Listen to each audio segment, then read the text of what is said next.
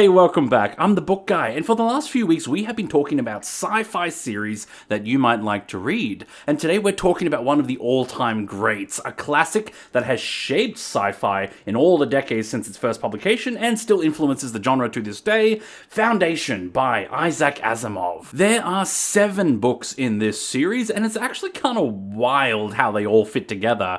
Asimov wrote the first 3 books all the way back in the 1940s, and they were published as small pieces across multiple magazines. And these make up the original Foundation trilogy. Then nearly 40 years later, after fans had been begging him for more Foundation books for decades, he finally gave in and wrote more. There are 2 sequel novels and 2 prequel novels, bringing the total number to 7. Asimov wrote over 500 books in his lifetime. The guy was considered literally a genius and one of the big 3 sci-fi authors of his generation. Yet out of all of his many works, Foundation is among his most famous and perhaps his best. Let's have a look at all 7 books in this series. We'll discuss the changes in style between each period, the history of how they were written and published, and how they have influenced sci-fi for nearly 80 years. And hopefully, I'll convince you to give them a try.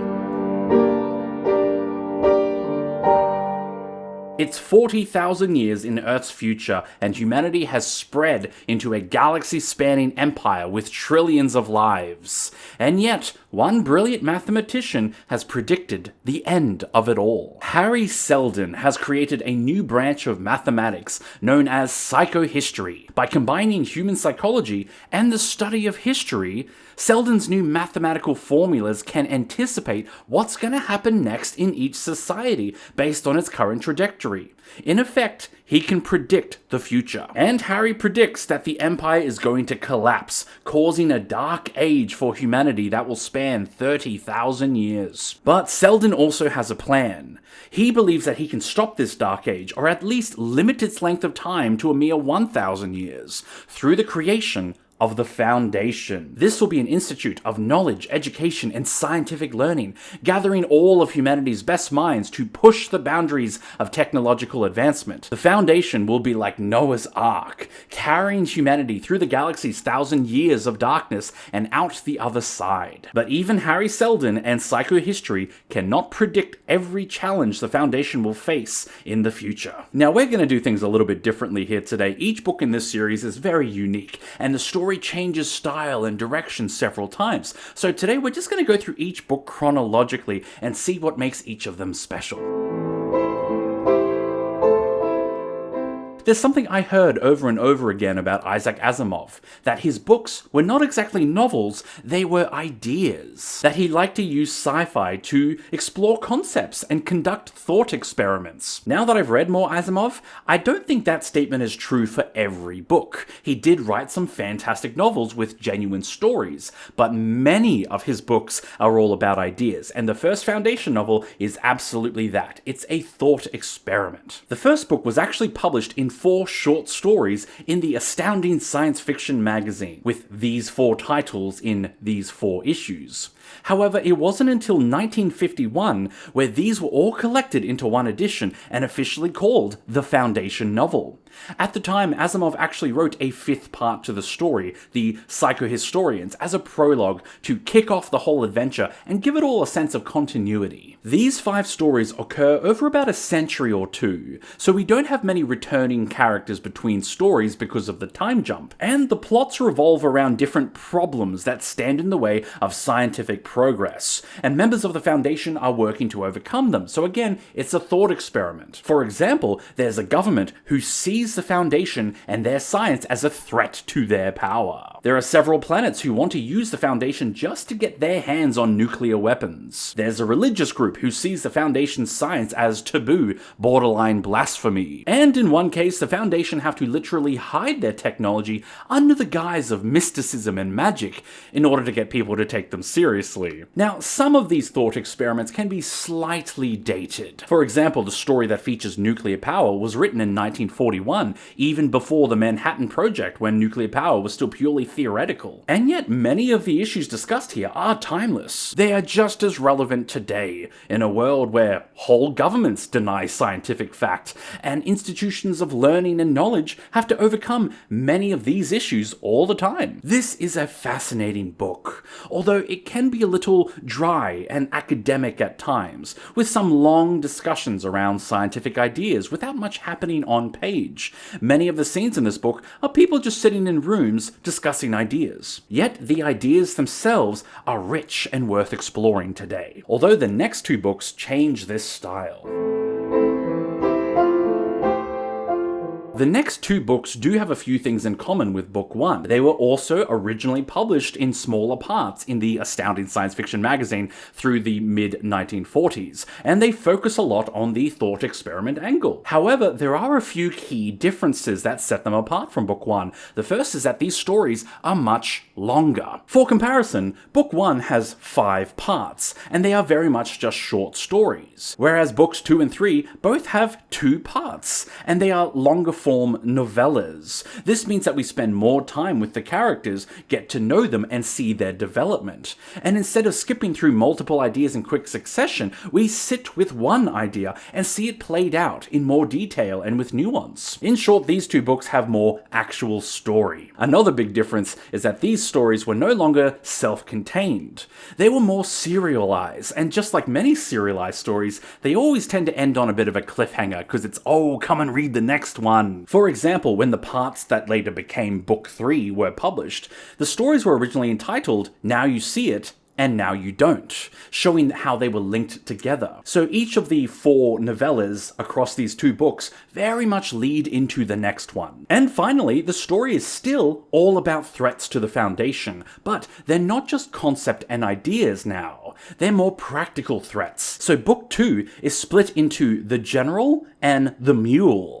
So the General himself is one of the last leaders of the Empire, and he's become something of a warlord. He wants to conquer the Foundation as a way to save the Empire, so this is a much more practical threat, not just a concept. And the Mule is another power-hungry tyrant, but with a brilliant mind, who also seems to have some strange powers. And Book 3 is called The Second Foundation. There's a widespread rumor by this point that Harry Seldon originally foresaw all of these threats to the Foundation and had the foresight to plan a backup. We only hear the legends of the supposed Second Foundation, and don't even know if it's real, but much of this book is all about searching for this mythical group who may be influencing events from the shadows. As you can see, both Books 2 and 3 are much more story-focused than Book 1, though still incorporating a whole bunch of scientific ideas and concepts. I genuinely enjoyed these 2 books. The story was full of several big twists and turns, which I can't say anything about, but they were quite fantastic. And yes, the language can still be a bit dry and academic sometimes, but I should clarify that statement.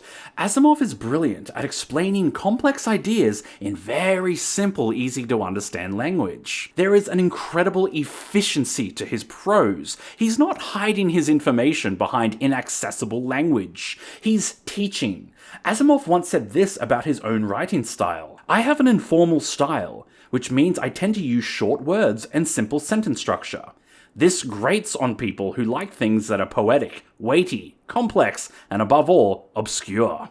And I appreciate that. You can't be a teacher if you hide all your information behind complexity. So just how good is the original Foundation trilogy? Well, in 1966, the Hugo Awards decided to do a one-off award called the greatest sci-fi and fantasy series of all time, and Foundation won, actually beating out Lord of the Rings. Although to be fair, Asimov did publicly state that he thought Tolkien should have won. But for a long time, Foundation was literally considered the greatest sci-fi series ever. So why was it nearly forgotten? The history of Foundation is very closely linked with the story of Asimov's life. During the 1940s, Asimov wrote many short stories for magazine publication, but he mostly did this while studying chemistry. By the 1950s, he had graduated from his studies and began working as an associate professor of biochemistry at the Boston University School of Medicine. Once he began working as a professor, he pretty much stopped writing fiction altogether. His final story written during this period was published in 1958, and he did not publish another work of fiction until 1982. During that 24-year gap, he wrote over 120 non-fiction works. So he wrote educational pieces about history, scientific theories, religion, politics, everything. He worked as an educator, and he was always writing and teaching, but his fiction was largely forgotten. Now, in 1950, many of Asimov's robot stories were collected into the anthology I, Robot. This book was rather popular, so Asimov became a fairly well-known name. Publishers were inspired by the success of this book and created the anthologies of the 3 Foundation novels, starting in 1951. But there were 2 big problems with that. The Foundation books barely sold anything, and even then, Asimov made no money from those sales. Because at that time, if you sold a story to a magazine, you got paid cash in hand, and then the magazine had total rights over your work. The story didn't belong to you anymore. So Asimov made nothing from the Foundation novels for nearly 10 years. In early 1960, Asimov had a meeting with his editor, Timothy Sells, who asked about the Foundation series. Asimov said he had no interest in making more, since those books weren't making him money anyway. Timothy Sells was horrified and immediately went on a quest to buy back the rights. Within the same year, the Foundation trilogy was reclaimed by Asimov and given a massive re-release. The series suddenly surged in popularity and became famous the world over. So nearly 20 years after Asimov started writing Foundation, it finally gained recognition and readership, all thanks to one very determined editor. So during the 60s, the Foundation trilogy started winning awards and getting talked about by other writers, and inevitably, Asimov started getting requests to write more books. Now, Asimov had more or less moved on from writing science fiction at this point. He was happily writing encyclopedias and books on history. Yet for 20 more years, these requests persisted from fans, friends, publishers, everyone. After all, the whole point of Foundation's story is about guiding humanity through 1,000 years of darkness. By the end of Book 3, we've only gone a few hundred years into that time period. Surely there's more story to come. Finally, in 1981, his publisher Doubleday quite simply ran out of patience and insisted he just had to frickin' do it, then offered him an advance that was literally 10 times his usual pay rate. At this point, Asimov finally returned to writing science fiction after nearly a quarter century away from it. So all of that might explain why there's a bit of a difference between the first 3 books and the later 4 books. Remember that Asimov started writing Book 1 in 1941. Then he started writing Book 4 in 1981, literally 40 years apart. And that wasn't the only challenge. He hadn't written any fiction since 1958, so he was a little out of practice. To make things even more complicated, the first Foundation stories were all smaller pieces of writing, published in serialized magazines. The largest part was about 50,000 words. Now the publisher wanted a book, so he had to write a Foundation story that was literally 3 times larger than any Foundation story he'd written before. And yet, Isaac Asimov delivered what might just be the best book in the whole damn series. In Foundation's Edge, we meet Galan Travez, a member of the Foundation who has a reputation for being a bit of a rule breaker. Galan is given the task of finding the elusive Second Foundation, even though their existence was debunked 100 years ago. The Foundation believes that these guys must still be out there. After all, there have been so many challenges to Harry Seldon's plan of psychohistory, and yet the plan is still on track. That just seems unlikely, even impossible, unless there's another force out there pulling the strings. Meanwhile, we meet Stål Gendabal, a member of the Second Foundation. Gendabal also discovers signs that someone has been manipulating the course of the galaxy, But it wasn't them. Someone else is out there steering the course of humanity. So these two characters from their respective foundations begin a search through space and history to find the truth. Did Harry Seldon have one last secret up his sleeve? Now, it's a strange experience reading this book in 2025. After all, everyone else had to wait decades between books 3 and books 4, yet I started them within minutes of each other. The first thing I noticed was that they felt exactly the same. The style, the story, the voice flowed seamlessly from one book to the next, as if no time had passed at all. You haven't aged a day. It was a fine piece of writing, all the more impressive for how out of practice this guy was supposed to be. This book was an impressive read, because we have multiple point-of-view characters and multiple plot lines that all converge together. It's a complex piece of plotting that came together very well, and I was surprised by just how much character development was in this too. We've come a long way since the pure thought experiments. This book is also unique because it reintroduces robots. You see, back in the 50s, when Asimov was still in his first period of writing fiction, he wrote several other noteworthy stories too, about robots and about a galactic empire. So when Asimov returned to writing in the 80s, he established that all three of these stories occur in the same universe: robots, empire, and foundation. You can see it on this timeline. The robot novels and short stories all occur in Earth's near future, within a couple of hundred years of today. The Empire books occur a few thousand years in the future, and Foundation occurs much, much later. So over the course of the later 4 Foundation books, Asimov ties all these books together into that shared universe that fans like to call the Asimovverse. Imagine my surprise because I thought I was just going to read a simple trilogy, but turns out there's actually 7 books, and turns out it's part of actually like 15 books in total. But the series has got my attention now, and I am looking to read the other books in this world very soon. Now, you don't have to read all the robot books and all the Empire books in order to enjoy Foundation, but there is some noteworthy crossover. Here's the vaguest possible spoiler: there is one returning character. So that's all. There's not much required reading to help Foundation make sense. The crossovers are mostly world building and references, such as the laws of robotics getting discussed a few times. Still, let's move on. The next sequel takes a rather strange direction shift. In Book 5, Foundation and Earth, the 3 characters from the previous book come together to begin an epic journey across space searching for Earth. The original planet of humanity has been lost for millennium, but our heroes think that they can retread the course of the early human space expansion and find Earth once more, and with it, the great secrets of our past. This book was really enjoyable, but also very strange. It's no longer about Foundation and science and thought experiments. It's all about journeying through space. I mean, I spent much of this book thinking, this has almost nothing to do with Foundation. And yet it ends up being relevant, but it's hardly a Foundation book. It's like a random sci-fi story that's good on its own, but then just has a big brand label slapped onto it just to make it sell better, even though it has nothing to do with the original content.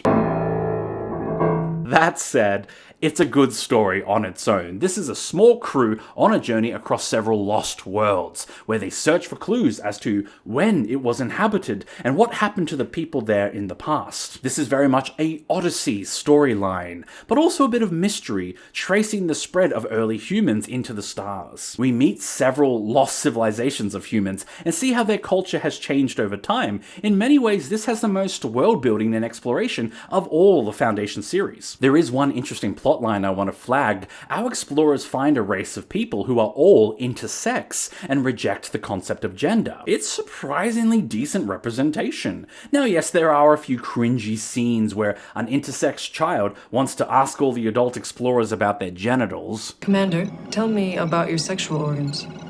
Yet later, this child actually chooses a gender for themselves. And one of the adults tries to say, hey, you can't be that gender, you don't have the right genitals. And another character is just like, shut the f*** up, this is their gender now. And then they accept that child and even have a conversation about how important it is to get the child's pronouns correct from here on. And I'm like, hang on, this is written in 1986 and they're discussing the importance of pronouns? Huh. So while there are definitely a few details that are not great by today's standard, I definitely think this is still a legitimate attempt to be trans-affirming. And I think this makes sense. Isaac Asimov was a humanist and openly supported women's rights and gay rights, writing many articles in his lifetime in defense of those causes. That said, he was by no means a perfect guy. He had other issues. But moving on, Book 5 is the last book in the Foundation series chronologically speaking, and I won't spoil the ending, but I have to warn you that it's open-ended. Book 5 is clearly setting up what Book 6 is going to be, but that book never came out. At the end of Book 5, Asimov clearly tells us what's coming next, and it's a pretty cool idea, an ambitious idea. Unfortunately, too ambitious. Asimov had no idea how to write it. He was completely at a loss. So he shifted to the prequels. The two prequel books are all about the life of Harry Seldon and the invention of the original psychohistory. Now, these two novels are a completed story arc. That story is finished, but the sequels are not exactly finished. Asimov died at the age of 72 before he could return to the story he promised, which is actually somewhat fitting. Foundation was always written as a serialized story that ended on a big cliffhanger that begged you to come read the next one, so it kind of makes sense that the final ending fits with this theme. Plus, this was always a big part of the Foundation story, planning for an unknown future with hope and optimism. The story of Foundation is all about carrying humanity through a dark age that lasts 1,000 years. The story ends about halfway through that millennium. We don't know if humanity makes it or not, much like in real life. Now, I should acknowledge here, after Asimov's death, his estate hired 3 authors to each write one more Foundation book. Together, these form the second Foundation trilogy. They are also set in the prequel area and focus on Harry Seldon's life. The stories are slightly different, with critics calling them more modern, with more action scenes and a faster pace. Yet they are considered canon, and critics and fans alike do consider them to be well written and legitimate. Now, I have not read them and we're not discussing them today, but they are there if you want to try a little more. Before we move on to the final prequel books, there's one thing I have to make very clear: do not start with the prequels. They spoil literally everything. This is one series where you absolutely must read it in order of publication. Without further ado, we only met Harry Seldon very briefly at the start of Book 1, and he pretty much has psychohistory in a package ready to go at that point. And over the course of the series, his legacy makes him almost a mythical figure. But these early books are about one normal, fragile man and the brutal slog of invention, innovation, and achievement in the face of great odds. It's a long road. Harry Seldon, a young man from a backwater planet, gives a lecture at a university where he merely suggests it could be theoretically possible to predict the future of human movements based on psychology, history, and mathematics, a new concept he calls psychohistory. Harry intended this lecture as a simple sharing of ideas among colleagues. Unfortunately for Harry, the idea spreads like wildfire. Now the Emperor himself wants Harry to use psychohistory to predict the Empire's health and prosperity. People want Harry to beat the odds at a casino or predict what they're thinking next. Everywhere he goes, people have crazy ideas about him and dangerous expectations. But there are some who believe. A humble student, Dawes, and a rogue reporter, Hummin, are determined to push Harry until he changes theory into fact, even if it takes a lifetime of work. So these two books are yet another unique era of the Foundation series. They are a duology and absolutely should be read together. And they focus so much more on character development. Harry Seldon is a very well-written character, and this is the story of his life. There's an increased amount of political drama. There's lots of powerful figures who want to use Harry Seldon and psychohistory to their own ends. Harry is really just a mathematician. He's a huge nerd. Yet now he has to out-manipulate some extremely influential people. He's a fundamentally honest person dealing with a nest of liars. And we have the quest for psychohistory itself. In all the other books, psychohistory is just a nice thing to have. But these books answer the question of how would you actually go about trying to make this thing a reality? How could you possibly acquire enough historical data to input it into the machine? And how can we trust recorded history if if it's always written by the victors with a bias. Harry must search far and wide to find genuine history if he's ever gonna do this accurately. This duology also links with all of the other books, and I cannot say much without spoilers here, but many of the things introduced in the sequels are actually explored further in the prequels, despite the major time difference. It even hints at many things that may take place in the far future beyond the sequel novels. So if you're like me and you're worried that the prequels are kind of be pointless since we know where the story goes, don't worry, it still adds a lot to the greater Foundation mythos. This is also quite a tragic story. We watch the Empire beginning to crack, society crumbles and the rule of law is failing to maintain order, and Harry becomes increasingly desperate to perfect psychohistory and find a way to save humanity from the coming darkness. Even though we, the reader, know that 1,000 years of darkness is already coming. It's very much like watching Revenge of the Sith, where you know it cannot possibly end well. Yet despite this darker than normal story, Foundation has always been about hope. There is a beautiful scene at the end of the final book where Harry Seldon writes a letter. He acknowledges he's at the end of his life, and he asks himself, have I done enough? He's done all he can to help humanity survive this dark time, but ultimately he does not know if this will work. All he can do is hope. Book 7, Forward the Foundation, was the last book Isaac Asimov wrote during his lifetime. He wrote the final pages just weeks before his death, and it was published the following year. In looking at his life, we can see someone devoted to science, education, and literacy. Someone who did everything they could to set humanity on a better path. And we see through the final pages of his text, the writing becomes almost autobiographical, that he didn't know if all of his life's work would be enough. All he could do was hope. Harry Seldon's life work is left unknown, and the fate of Foundation is unclear, much like Isaac Asimov's life work and the fate of humanity today. Foundation shows us how to look to the future. It teaches us not just to think of ourselves as individuals,